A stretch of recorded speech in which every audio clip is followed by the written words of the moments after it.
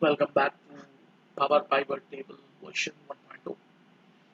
In our previous video, we saw how to use the show valuation calculations in Excel, and today we're going to go for the final few data part that we are going to see here. Today, I'm going to show you how to add data to a data model. This is what we are about to learn when we do deal with the Power Pivot concept of it at the fag end of our training.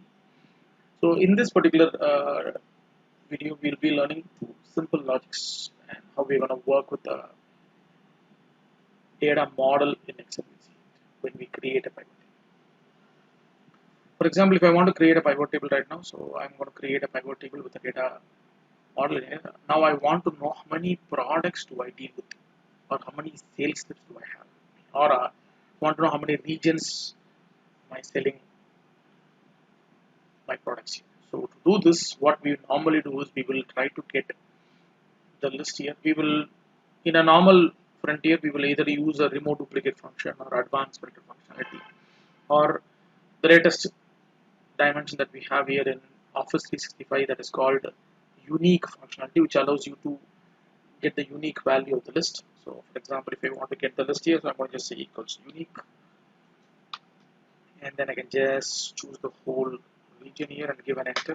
So that's going to give you the unique list. So I have only 4 regions here. So if I want to get the same in a pivot table, then how do I get that? So that's what we're going to see. We're going to see that by using a logic here. This time I'm not going to extract the data separately, because extracting data by default in pivot table will happen, but I want to make it a little different here. So I'm going to place the cursor in my one of the data here, and then I'll go to insert and pivot table as usual and add it to a brand new sheet. And then when I add my pivot table here, so the pivot table will give you the logics generally. So let me just redo the process again. So place the cursor here, go back to my insert and add a pivot table. When I come back to the pivot table, if you want the distinct count to come in your summarization or valuation, then you have to check the box below called add this data to the data model. And now to tick this, and then when you give an OK, automatically it gives you a new sheet data, and then it adds the data to a data model. Once the data is added to the data model, then what we can do is we can find the number of summarized values that has been changed right now. This we would have saw in our previous video itself somewhere, and you can see that now the pivot table has become a little different here. So normally we will not have the list, and you can see I have a lot of pivot table in my list.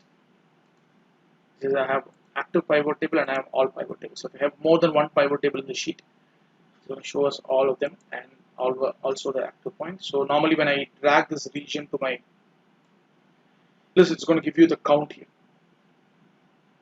How many line items do I have here? I'm going to give a right click here, or I'll click here and then go to value field settings. In our earlier portion, we will see a product here. Now we will see a distinct count here. So when I do that, automatically gives you the number of region that I have in my list here. So if I put the same region probably in the region column, you can see that it is all coming once. And then when I take it out, I can see the number of region that I have in the list. This is how we calculate distinct count here. Again, when I normally create the same pivot table in this list, so I'm going to go back to my insert pivot table, but this time I'm going to take it to the existing sheet, which is sheet 2 here, and give an OK. Here you won't be, if I uncheck this box, or if you don't check this box at all, then you won't get the distinct count in the list here. When you go for a value settings here, you'll see count, you'll see product here. When you see products, then your data is not added to a data model, so at last you won't see the list here. So if I place the cursor in here, and I give an OK here, and then I can place the cursor here, then go back to the value field settings right now, you can see that you won't see a product after the min command here. So you'll see only the distinct count last here. So if you want to add a data, you can add the data in that dimension, so you can get what you want to get out of this here. This is count. But when you are working in a data model, so what you can do is, you would have seen this from 2013 version, where you will see a relationship of a data comes into this. So in our data model, we cannot, or we don't want to use a VLOOKUP function. That VLOOKUP function has been replaced with a logic called relationship. So normally if I want to know this sales representative belongs to which region here. Then normally what we'll do is if the name of the sales representative represents only once in a data, VLOOKUP will allow us to do things better. So what I'm going to do right now is I'm going to teach you how to create a relationship and find out the values here automatically. So now I want to know what is the region-wise revenue that I made. But unfortunately, the region comes in a different table, and the data transaction comes in a different table. So I'm going to create two different tables here to build a relationship. I'm going to place the cursor in the first table and convert this into a table. When I give an OK, it automatically gives you a table here and gives you the table name here. I call this as transactions. And then I'm going to come down here and I'm going to again convert this into a table again. And give an OK. Then I'm going to call this as region. So now I want to create a pivot table here. So I already have a data model pivot table here. So I'm going to create a pivot table now in a brand new sheet. And you can see that I have the pivot table that comes in place here. I don't have a data model. I didn't activate the data model here, so I don't see multiple pivot table that appears here. So when I normally create a pivot table here, do remember that add the data to data model and give an OK. It's going to take a little more time to normally come out, and you can see that I have the transaction table comes in place. When I go for all table, you will not only see transaction table, whatever I have created earlier, that will come, and as well as my region table will also come here. So remember, when I do this, it's going to give you a very weird answer for me. So now I want to find out region-wise revenue. So normally, if the relationship is not built properly, then you can see automatically it gives you all the question or all the results as one.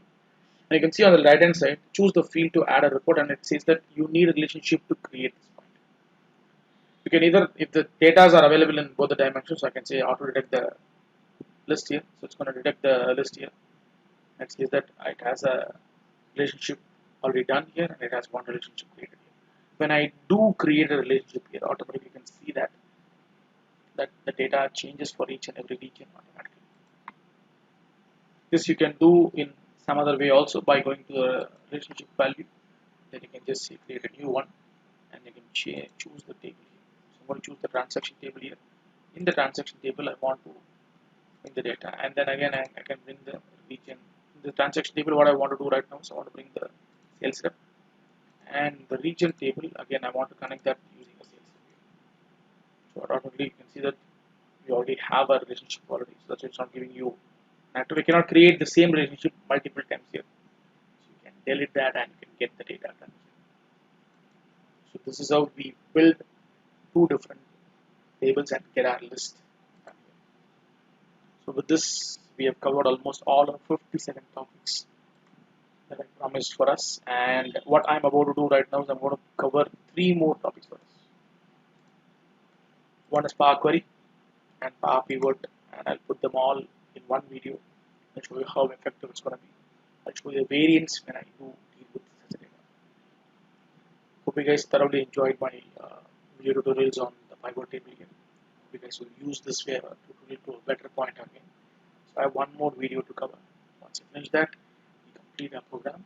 In our program, I will also add a separate set of an Excel sheet which allows you to practice whatever we have learned in this list. You can either use the same sheet. I will forward the sheet to you for your references so that you can use the same sheet to learn with me, and as well as you can practice it better with the DIY exercise that I'm going to share in the same folder files. This is Vinod signing out, and stay updated. Happy learning. See you in the last video on Power Query and Power Pivot video of Power Pivot Table version 1.2.